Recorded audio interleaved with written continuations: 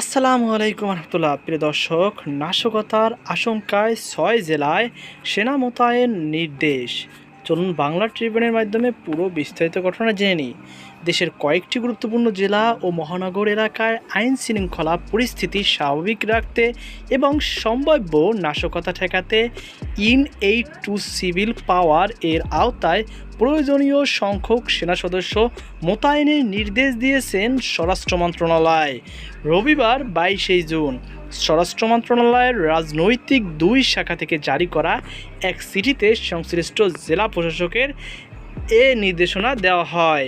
চিঠিতে বলা হয়, কার্যক্রম নিষিদ্ধ ঘোষিত বিভিন্ন সংগঠন দেশের বিভিন্ন স্থানে বেআইনি মিছিল, শোডাউন ও অন্যান্য কর্মসূচির মাধ্যমে নাশকতা ও বিশৃঙ্খলার সৃষ্টির চেষ্টা করতে পারে বলে আশঙ্কা রয়েছে।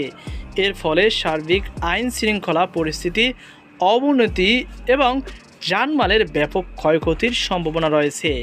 এ অবস্থায় জননিরাপত্তা নিশ্চিত করা, শান্তি শৃঙ্খলা বজায় রাখা এবং জনগণের জানমালের সুরক্ষার স্বার্থে ঢাকা, চট্টগ্রাম, গাজীপুর মহানগর এলাকায়, নারায়ণগঞ্জ, গোপালগঞ্জ ও ফরিদপুর জেলায় 22শে জুন থেকে 30শে জুন পর্যন্ত সেনা সদস্য মোতায়েনের প্রয়োজনীয় ব্যবস্থা গ্রহণের জন্য অনুরোধ জানানো হয়েছে।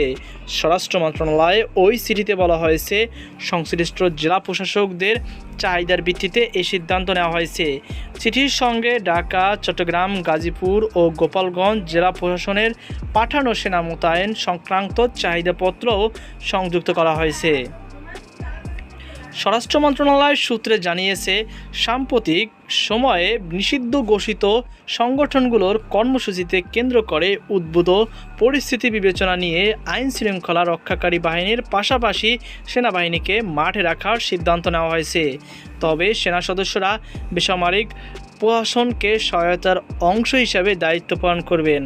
তো প্রিয় দর্শক, এই ছিল আমাদের সর্বশেষ আপডেট। সকল ভালো থাকুন, সুস্থ থাকুন। আজকে পর্যন্ত, আল্লাহ হাফেজ।